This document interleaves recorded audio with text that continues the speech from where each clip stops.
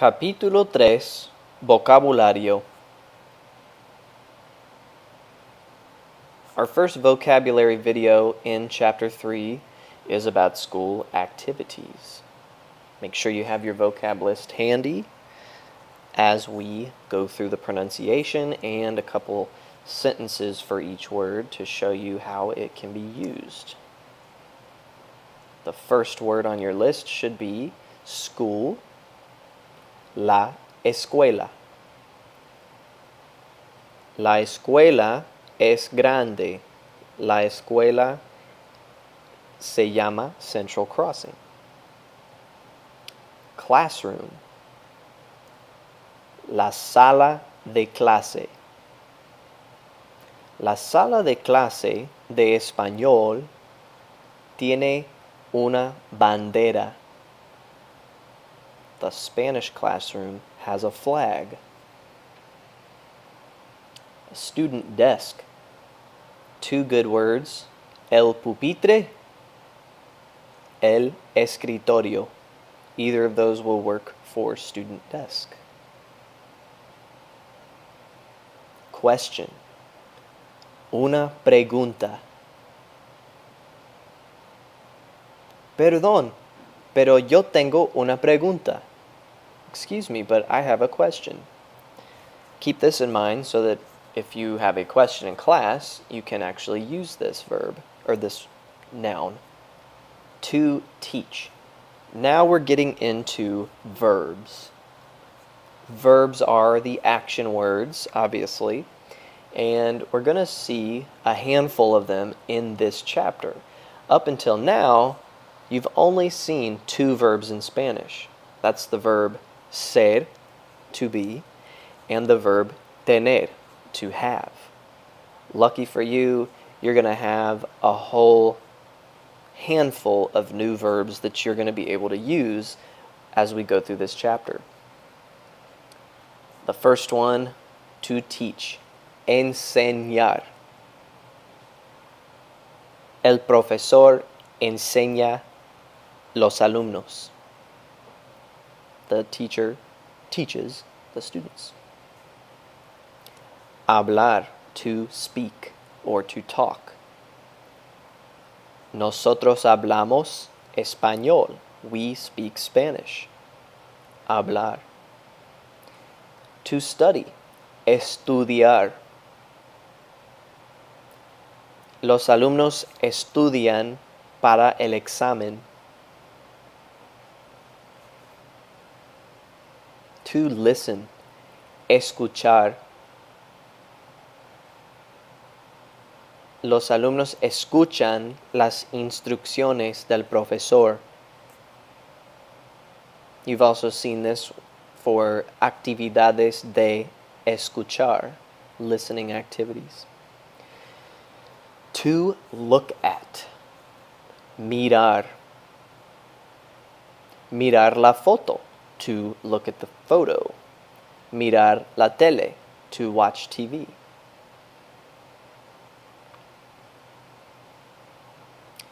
To pay attention. Prestar atención. This verb here, prestar, it literally means to lend.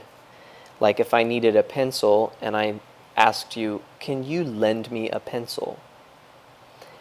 So we're actually saying in this phrase here, to lend attention. But in English we say pay attention, so we'll stick with that. Levantar la mano, to raise one's hand.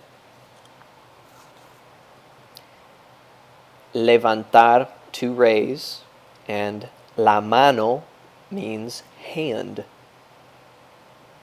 Los pies are feet. Los pies. Looks like pies, but it's los pies. These aren't on your vocab list, but it's just a side note. To answer. Contestar.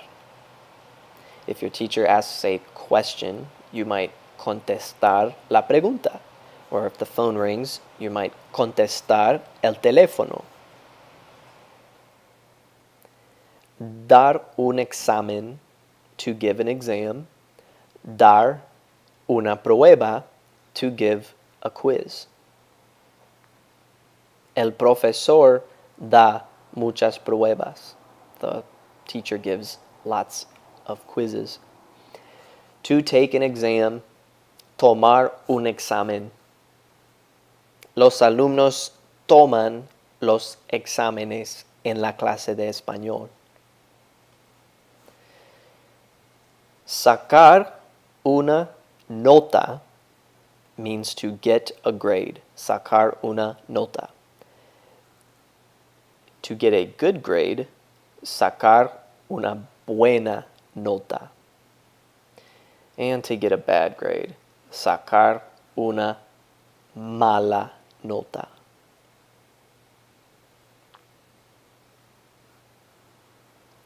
Ir. This one's kind of tricky to pronounce, but if you pretend that the R is a D, you'll say it correctly. Ir. You don't want to say ear, because then you sound silly. You want to say ir, to go, as in ir a casa, to go home. Dar, to give, as in el profesor da un examen. La muchacha da un regalo. The girl gives a present, the teacher gives an exam. To be.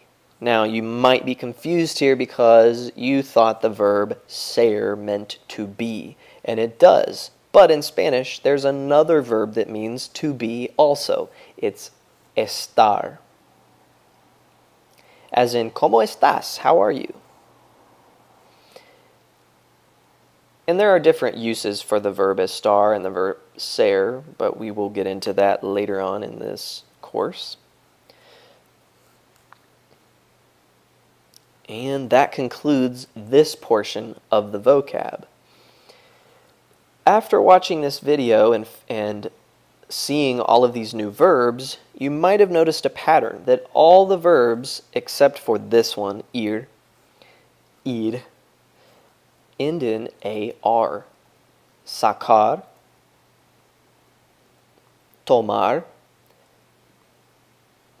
dar, contestar, levantar, prestar, mirar, escuchar, estudiar, hablar, enseñar. They all end in AR. Well, later on in the chapter there will be a video devoted entirely to talking about AR verbs and how they work. We know that the verb ser has its own forms or different conjugations. Soy, eres, es, somos, sois, son. And so does the verb tener. Well, every verb in Spanish has several different forms. And all the verbs, or almost all the verbs that end in AR, have the same or similar forms. So as you're doing some of the practice activities and you come across these verbs, enseñar or hablar, estudiar, you might notice that the end of the verb is spelled differently, and that's just because depending on who is doing the action, this ending is going to change. Just like we change the spelling of the verb ser or the verb tener, depending on who is doing the action. The same thing goes for verbs that end in AR. So keep that in mind. You'll know by looking at the stem of the verb what it means, estudi, to study, and the end of the verb is going to tell you who is studying. For example, yo estudio. With an O on the end, it means I study. But we'll get more into AR verbs later on in the chapter.